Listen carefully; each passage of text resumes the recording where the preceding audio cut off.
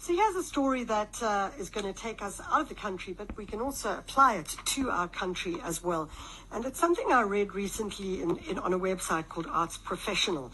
It was an article or an opinion piece by the director of the Hartford Theatre, Rhys Thomas. And Rhys was talking about the concept of the theatre. There have always been spaces where we have theatre productions, we have performance, etc. They've been around for millions of years. So the question, of course, becomes why theatres? What are theatres? And what might be a theatre of today? Is the word or the term even the wrong term? Rhys, thank you so much for making the time. It's a couple of hours behind us, so we appreciate you getting up and about. A pleasure, Michelle. Not a problem at all.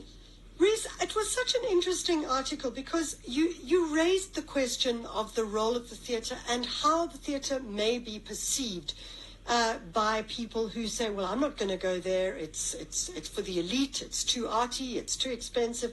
And then it does raise questions of, is it time to reframe what we think a theatre is? Yeah, no, absolutely. And it's a question that we ask at Hartford Theatre on a daily basis, really, is, what is our function? And particularly as we're about to enter into a £24 million redevelopment of the building, it seems really pertinent to be asking that question. And I think more broadly within the industry, it's a question that is asked around sort of functionality and role within the community. And most theatres do an awful lot within their respective communities to engage with the community, develop new audiences. But that work often goes under the radar. It's not well recognised. And people tend to, in the surveys that we've undertaken as part of this large-scale project, we've been getting a lot of feedback around this idea of what theatre is. What does it mean? When you talk about theatre, what are we talking about? And most people seem to associate theatre with the simple act of putting on plays.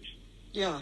And actually, theatres do so much more than that. I mean, our theatre not only puts on plays, but screens film, the whole sort of community engagement package, as I said, but also it's quite active in a civic way as well. So we were one of the first theatres in the UK to hand ourselves over to the NHS to enable them to deliver the vaccine programme in the UK as part of the sort of response to the pandemic, the COVID pandemic.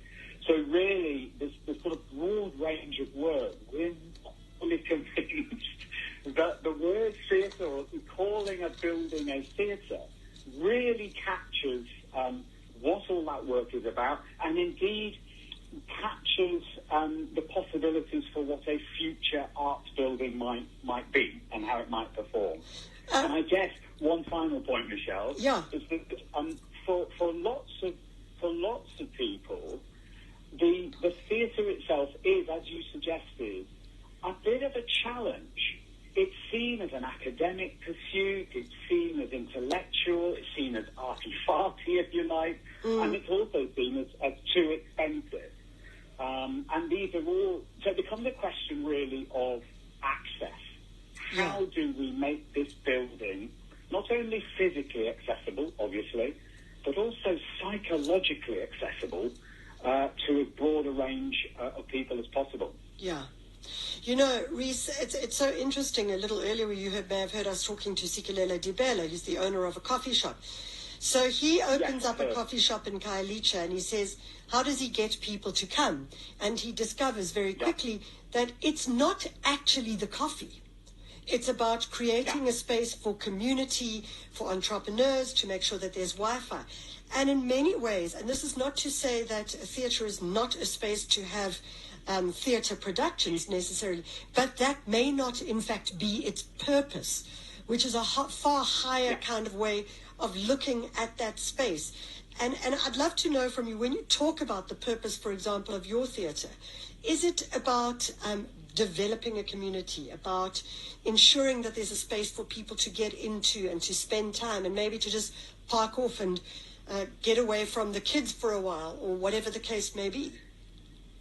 Yeah, absolutely right, Michelle. I mean, in a sense, what we're trying to do is create an environment that can be whatever somebody wants it to be. Yeah. What they need, we can respond to that need. It isn't really about us. So, for example, we've removed a formal box office. So there won't be a formal box office at the theatre. What there will be a welcome team, and rather like the coffee shop, it's the team that welcome people in for a coffee or a cake or a drink to sit socially. That's our front of house offer.